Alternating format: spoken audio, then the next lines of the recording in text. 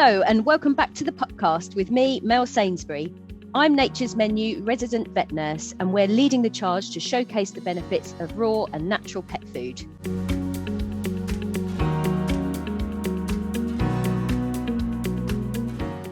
It's super exciting introducing a new furry friend to the family, but it can be challenging too, particularly if you have young children or other pets. So how can you make sure your perfect new addition fits in with the rest of your household?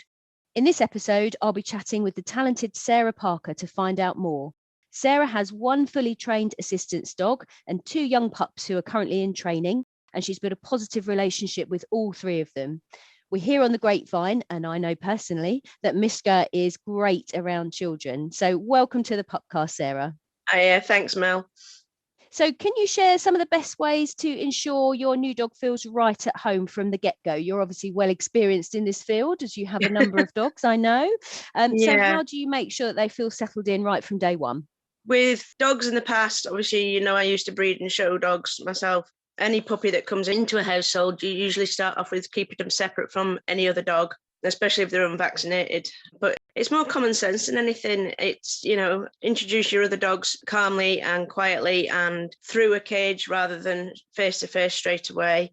Same with kids and things like that. If you've got young children, get them to sit on the floor. Don't go straight into the faces of the dogs and be all hands on. Take it all nice and slow and calmly.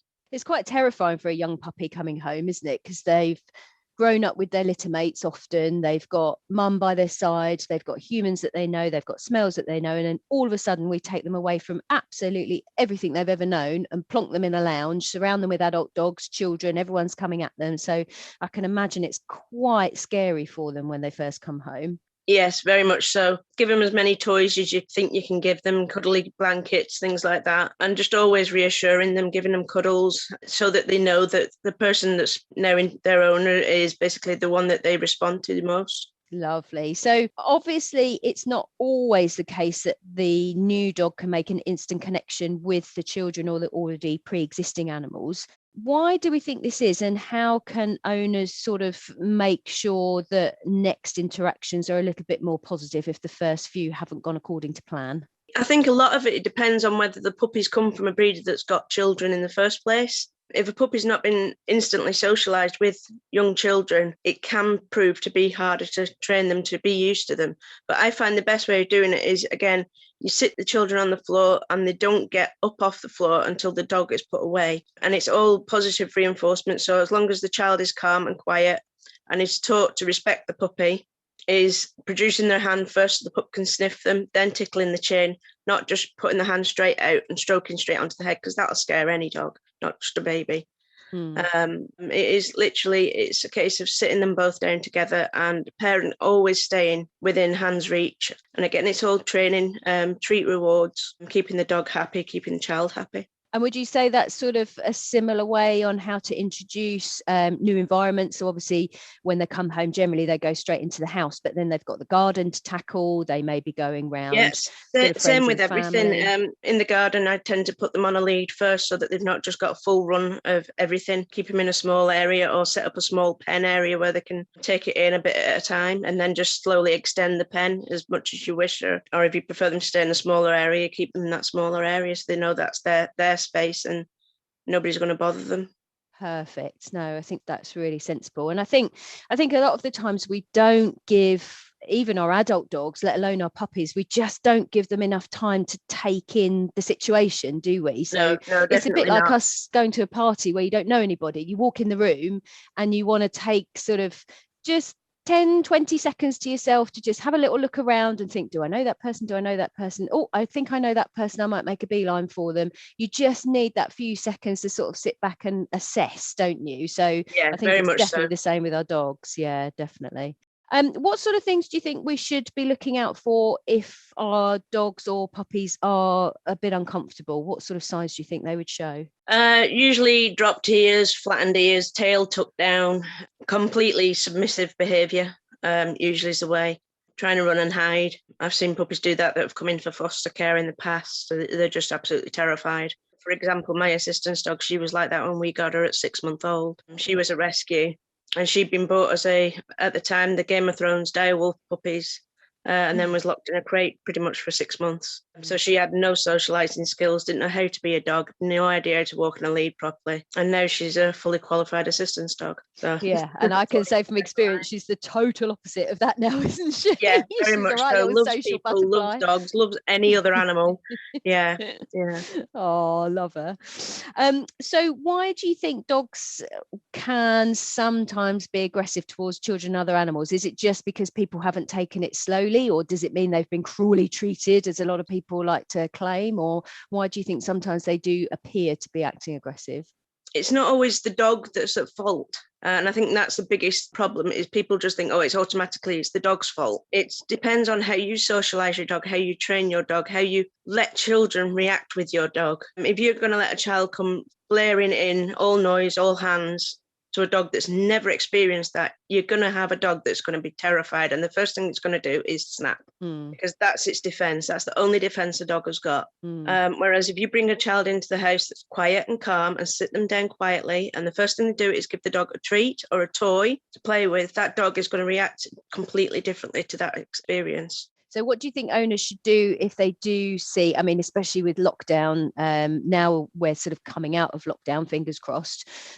Obviously, people are going to have family around their house, they're going to have friends in the garden. So if they have got a dog during lockdown and they notice that the dog might be a bit growly or a bit grumbly, or its ears are flat back to its head when maybe a toddler walks in the back gate or a young child, how do you think the owners should cope with that in that moment? In that kind of situation, I had not quite the aggression side of the issues with Nuka when she was a youngster, but she had a bad habit of trying to jump on people when they came in, just to say hello more than anything. So I find the easiest way of doing it is put a lead on them, sit them beside you and constantly talk to them, stroke them, give them treats every time they're happy.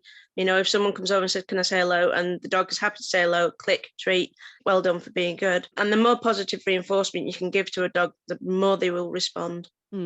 I think it's about trying to keep that if it is a child or an animal, keeping it at a distance that your dog feels safe and comfortable, rather than sort of forcing the issue and saying, no, you will say hello and you will be friendly. It's about very much so, keeping a safe distance. Yeah, lovely. Nature's Menu is dedicated to the health and well-being of its pets and yours. Discover the world of raw and more by visiting naturesmenu.co.uk. The Pupcast podcast is offering an exclusive 20% discount to its listeners. Simply enter Pupcast20 at the naturesmenu.co.uk checkout. Do you think off the top of your head that any breeds are better with children and other animals, or do you think it's all down to how they're raised and how the owners react? I've heard this one a lot over the years of dog breeding and showing and things like that as well. Working on Discovered Dogs for 7 years, you hear it constantly. Large breeds, there isn't a breed out there that I wouldn't trust with a child if it's brought up right. Not one. If they're brought up and socialised correctly and the child is taught to respect the dog, I can't see why there would be an issue. Toy breeds, in my experience, you've got to have a child that will sit on the floor and sit calm, because if you pick a Pomeranian puppy up, you know, that's a tiny, less than 10-ounce puppy at 8 weeks old. You drop that puppy from any height, even a small child's 5-year-old height, you're going to kill it instantly. You know, so it is a case of you have got to teach that child to sit on the floor and be calm and quiet and let the puppy sit with them, whether it's on their lap, nice and calm, or beside them having a stroke or a play with a toy or anything like that.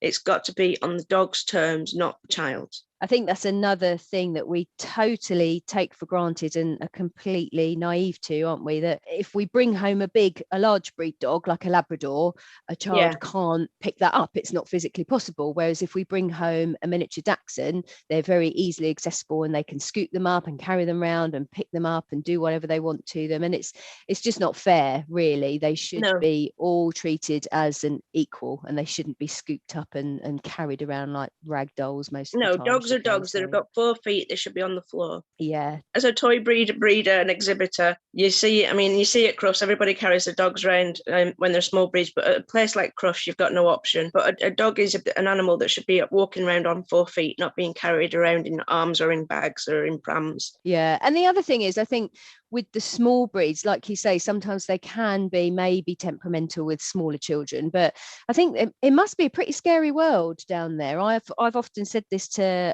people that I've spoken to before, when they say, oh yeah, my little dog, he doesn't really like walking down the high street, or he doesn't like a crowd. And I often say to them, well, you imagine walking down the high street or going through a crowd on your belly, and you've got to snake your way through on your belly, and all you can see are feet coming at you at speed. I mean, that must be terrifying to be that tiny and not be able to look up and see the expressions on people's faces, just be heading towards hundreds of thousands of feet every day. But yeah, so I think it's all about putting yourself in that animal's position as well, isn't it? And understanding how intimidating things can be. Definitely. Yeah, most definitely. So how long, in your experience, because I know you've had big ones, small ones, round ones, thin ones, how long do you think it can, on average, take dogs to get used to cats? Because you've got a couple of cats yourself as well, haven't you? As well as I've got she's an old girl now. She's about 12 now, but I've had cats all my life, as well as dogs. And I find the easiest way, if you're bringing a kitten into a house with dogs, is keep it in a small crate that it's got a space, an area where it knows it's safe away from the animal. And again, keep your dog on a lead and introduce them nice and slowly and calmly. If the dog's getting too much for the cat, take the dog away and do it again at another point. Don't push the cat and don't push the dog. If it's the other way around, if it's a puppy introducing to an older cat, to be fair, it's pretty much the same thing. Keep your puppy in a puppy pen or a crate and bring the cat in a crate, and put the crates close together but not right up against each other. And again, it's a case of training with treats and reward basis with the puppy. Most cats will take treats, but cats can be quite temperamental. Cats aren't quite as easy to train as a dog, and they'll decide on their own back as to whether they'll get on with the dog or not. If they're not happy, they'll stay at the way. If they're not too bothered, then they'll tell the dog whether they're happy or not. As my dogs have learned over the years, that if they get too much for us, they'll get a clout on the nose, and they soon learn to leave her alone. Why do you think it's traditionally thought that cats and dogs don't get on? Do you think that's really reminiscent of cartoons when we were younger with dogs chasing cats? Honestly, yeah. I've been watching a program recently on TV, and my husband keeps telling me I shouldn't watch it because it gets me wound up. But it's basically these people that haven't trained their dogs to respect cats and haven't trained their cats to deal with dogs. And again, it is all down to how you train your dog. If you just bring a dog and a cat into a household and leave them to it, they'll never get along. Your cat will live upstairs and your dog will live downstairs, and as soon as they meet each other, they'll just be one big scrap. Whereas if you're going to bring training in and do it calmly and quietly and in a positive way, then you're far more likely to have a dog and a cat that will get along perfectly. And again, I think it's all about safe space, isn't it? If you think about people that have got a fear of spiders, you might be okay if the spider's 20 foot away, but if it comes within 10 foot of you, you might be absolutely terrified. But after a while, if you're getting positive, if somebody was drip feeding me chocolate whilst that spider was 10 foot away, I'll be fine. I'll be fine with that. But if the spider was 10 foot away and I wasn't getting anything, then maybe I wouldn't be fine. So yeah, I think it's all about safe distance, isn't it? Like you say, and just giving each other space. That's the thing. As long as each animal has got somewhere it can get away to a safe area, then the cats like high up places. We have cat trees and things like that for us. So if they want to get away from where the dogs are, especially from the Malamutes, because they can pretty much reach anywhere they want to. So we have a safety gate at the bottom of the stairs, and my cat tends to live upstairs. She'll go downstairs if she's in the mood just to wind them up, and then she'll go back up again where she knows they can't get to her. That's just what cats do. I know that very, very well. She quite happily sits at the top of the stairs looking at them and almost waving at them as such. I remember that. She knows full well they can't get near her, but she'll sit there and wind them up anyway. And finally, so obviously we've talked about cats quite a lot, cats and dogs, quite common to have in the same household.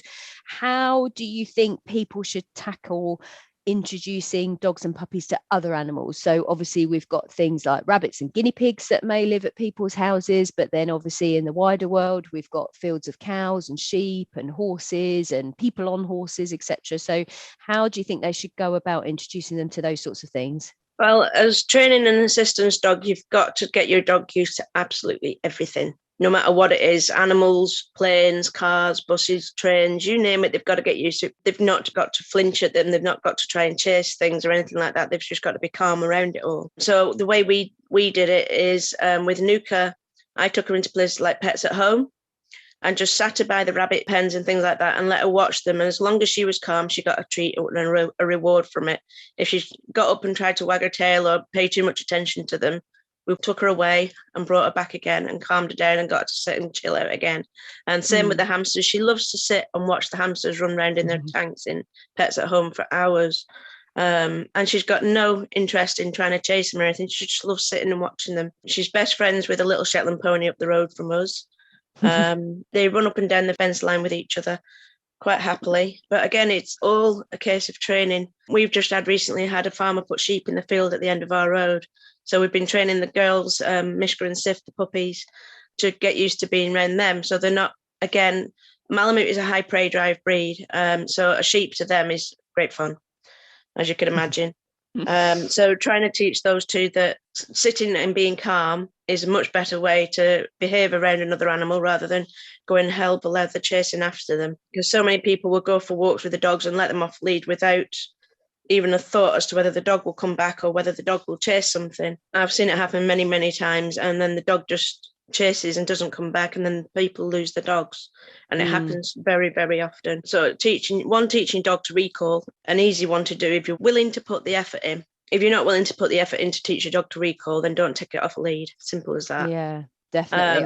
I've actually seen a lot of that over the last 12 months with lockdown, of people going for walks because they need to get their daily exercise and taking the dog with them. But previous to that, they haven't really exercised the dogs or trained them or taken them for a walk, and they think, oh, this is a lovely place to let them off, and they've just got absolutely no recall whatsoever, and they end up running through forests and God knows what else trying to chase after them.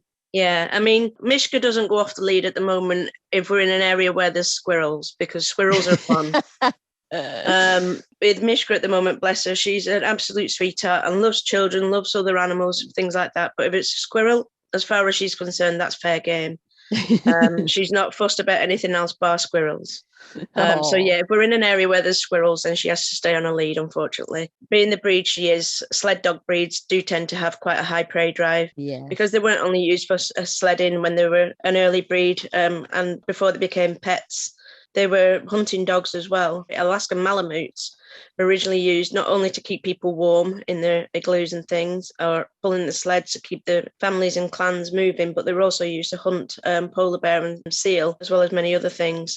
So, you know, the dogs were predators at one point as well, and would take down anything they were told to take down. So, yeah, so working with a breed like them that has such a high prey drive around to other animals, especially smaller animals, is something you've really got to work with. And it's not a case of you've trained it and that's it, done. You train it and you keep on top of it. And, you know, even if you do it once a week, just to keep on top. Nuka's 5.5 years old now, and she's been trained as a fully registered assistance dog for the last 3 years now. But I still, on a weekly basis, keep that recall training in top form, because you never know.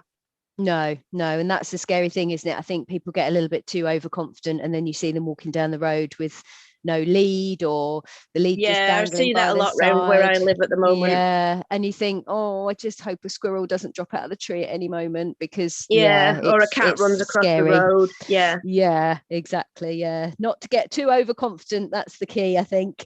Very much so. Yeah. Brilliant. Oh, thank you so much, Sarah. Just to finish off, could you tell us your top tip to owners who are struggling with their puppies, not quite getting on with their family as they imagined? Top tip, again, reward-based training. The more you can reward your puppy for good behaviour, the better they're going to be. Simple as that. Kennel Club Good Citizen, doing the Puppy Foundation, or going to puppy school, or any dog trainer in the area that can help them get as much information and advice as they can get. Fabulous. Lovely. Thanks ever so much, Sarah. And thank you to our lovely listeners. If you enjoyed our episode, make sure you leave a rating and a review, and let us know if there's anything else you want to know. And thank you again, Sarah. That's okay, no problem. Thanks a lot, Mel. Nature's Menu is dedicated to the health and well-being of its pets and yours. Discover the world of raw and more by visiting naturesmenu.co.uk. The Pupcast podcast is offering an exclusive 20% discount to its listeners. Simply enter Pupcast 20 at the naturesmenu.co.uk checkout.